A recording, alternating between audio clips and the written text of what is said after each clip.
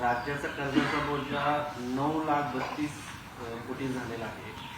तर एवढ्या मोठ्या प्रमाणात कर्ज असल्यानं जो महसूल येतोय त्याच्या 9,32,000 कोटी, 9,32,000 कोटी नाही, 9,32,000 कोटी महाराष्ट्रावर कर्ज आहे.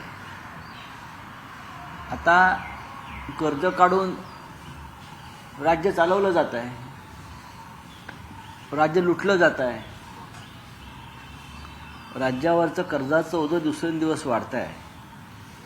हे माहीत असताना सुद्धा लाडक्या बहिणीसारख्या योजना आणल्या आणि आता त्या बंद करायच्या मार्गावर आहेत. शिवभोजन थाळीसारख्या गरिबांच्या योजना, दुसरी शिधा योजना, अशा अनेक योजना बंद केल्या. आता लाडकी बहीणही बंद करतील. काय करणार आता? हे राज्य कसं चालवणार हा प्रश्न आहे. कर्ज काढून दिवाळी साजरी करणं किंवा निवडणुकात मतं विकत घेणं म्हणजे हा कर्जबाजारी महाराष्ट्राची तिजोरी ह्या लोकांनी महिलांची मतं विकत घेण्यासाठी वापरली. खरं म्हणजे जाहीरनाम्यात त्यांच्या ज्या 2 प्रमुख घोषणा आहेत, लाडक्या बहिणींना 2100 रुपये आणि शेतकऱ्यांना कर्जमाफी, त्या त्यांच्या घोषणा आहेतच. त्याचं तुम्ही काय करणार आहात हे उत्तर या राज्याच्या जनतेला मिळायला हवं. आणि हे 8,00,000 कोटीच्या वरचं कर्ज, हा कर्जाचा डोंगर तुम्ही कसा कमी करणार आहात? तुम्ही आता महाराष्ट्राच्या दरडोई माणसाच्या डोक्यावर किती कर्ज आहे हे तुम्ही करून ठेवलं आहे, त्याचा हिशोब करा. तुमचं कर्ज या राज्याची जनता फेडणार आहे. जो अर्थसंकल्प आहे, अर्थसंकल्पामध्ये सामाजिक कल्याणाच्या ज्या योजना होत्या त्या कमी दिसतात, मात्र रस्त्यासाठी भरीव निधी दिसतो. याचं कारण काय? याचं कारण असं तर शक्तीपीठ मार्गाची मागणी कोणी केली होती? शक्तीपीठ मार्गाची मागणी गेल्या काही वर्षामध्ये ठेकेदारांकडून मोठ्या प्रमाणात जे पैसे उकळले गेले, हे रस्ते बनवणारे ठेकेदार आहेत. समृद्धी असेल, शक्तीपीठ असेल, त्यांच्याकडून हजारो कोटी रुपये आधीच काढून घेतले, टेंडर देण्यात आली आणि शेकडो कोटी रुपये काढून घेतले. ते निवडणुकीत वापरले असतील किंवा आमदार खासदार खरेदीसाठी वापरले असतील. शक्तीपीठाच्या संदर्भात शेतकरी भूमी अधिग्रहण करण्याच्या विरोधामध्ये आहेत आणि महाराष्ट्रामध्ये आज हा शेतकरी शक्तीपीठासंदर्भात रस्त्यावर आहे. सर, आज होळी आहे, पण असं असताना तर देवेंद्र फडणवीस सरकार राज्य सभागृहात म्हणतायत की 100 शेतकऱ्यांनी मला निवेदन दिलं एअरपोर्टवरती येऊन, आणि ते निवेदन देताना हे 100 शेतकरी जे आहेत, हे जे 100 शेतकरी जे आहेत, हे भारतीय जनता पक्षाचे एजंट असावेत. त्यांच्या माध्यमातून या जमीन खरेदी विक्रीचे व्यवहार सुरू असावेत. सामान्य शेतकरी जो आहे त्याला आपली जमीन द्यायची नाही. मुळात शक्तीपीठाची गरज काय, असा प्रश्न सगळेच विचारतात.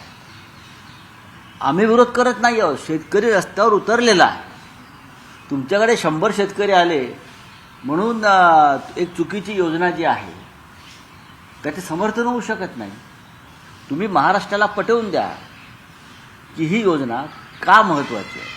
हा जो मार्ग आहे शक्तीपीठाचा का महत्त्वाचा आहे की फक्त काही ठेकेदार तुमच्या मर्जीतले आहेत, त्यांना काम मिळावं, त्यांची मालामाल व्हावी आणि मग त्या पैशातून उद्या निवडणुका लढाव्यात म्हणून ही शक्तीपीठासारख्या योजना आहेत का?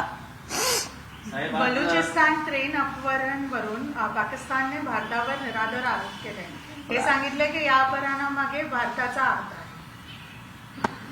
भारताचा हात असता अशा मोठ्या कांडामध्ये तर महाराष्ट्रात देशामध्ये अनेक प्रकरणं सहज सोडवली असते ना. आम्ही एवढं धाडस असतं तर चीनने ताब्यात घेतलेली 4,000 किलोमीटर वर्ग किलोमीटर जमीन सोडवली असती.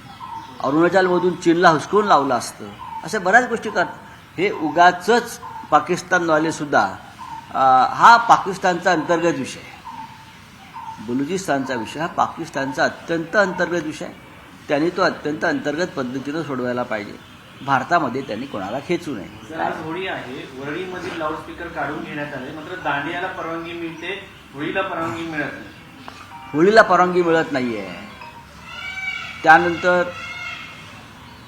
उद्या गणेश उत्सव येणार आहेत. POPच्या मूर्तींवरती बंदी आणलेली आहे. ज्या वर्षानुवर्ष ज्या आमच्या मूर्ती येत आहेत त्याच्यावरती बंदी आणलेली. हे कसलं हिंदुत्व आहे? वर्षातनं एकदा येणाऱ्या सणावर तुम्ही बंधनं आणताय. यापूर्वी असं कधी झालं नव्हतं. आमच्या राज्यामध्ये हिंदूंचे सण खुल्या वातावरणामध्ये होतील हे तुम्ही सांगत होतात ना. मग आता काय झालं? गणपती उत्सवावर बंधन आहे, दिवाळीत फटाक्यांवर बंधन आहे, ठीक आहे, आम्हालाही माहिती आहे पर्यावरण वगैरे काय आहे ते. मग पर्यावरणाची इतकीच काळजी आहे तर गढूळ पाण्यामध्ये महाकुंभला लोकांना स्नान का करायला लावलं?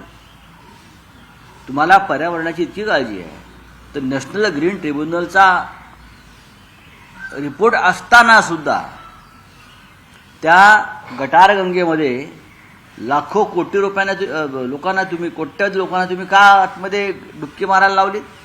आणि महाराष्ट्रात तुम्ही आम्हाला पर्यावरणाच्या गोष्टी सांगता.